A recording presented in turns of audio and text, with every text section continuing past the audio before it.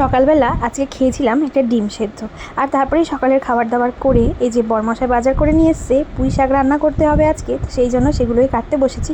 কাটতে বসে হুট করে আমার হাতটা কেটে গেছে বেখিয়ালে। বর তো ভীষণই রাগারাগি করলো, বললো ওঠো তোমার আর কাটা লাগবে না, আমি কেটে দিচ্ছি।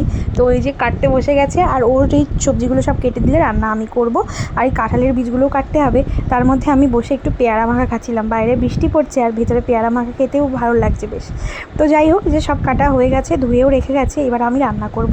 তো বেশি কিছুই না, নিরামিষ যেভাবে পুঁই শাক পাঁচমিশালি তরকারি রান্না করে ওইভাবেই করব। যে পাঁচফোড়ন দিয়েছি আর তারপরে সেই পুরো সবজিটা ঢেলে দিয়েছি, স্বাদ অনুযায়ী নুন হলুদ আর মিষ্টি দিয়েছি। আর নামানোর আগে কিন্তু জিরের গুঁড়ো দিয়ে নিয়েছিলাম একটু। এই যে হয়ে গেছে, প্রায় হয়ে এসছে।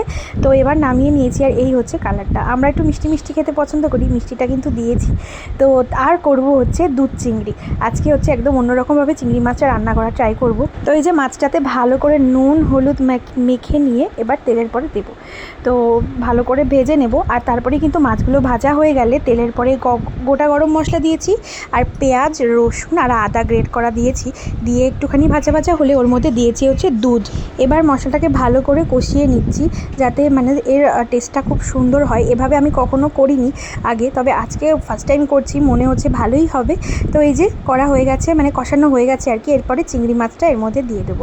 দিয়ে এবার ভালো করে চিংড়ি মাছটা এর সাথে একটুখানি কষে গেলে অল্প একটু জল দিতে হবে।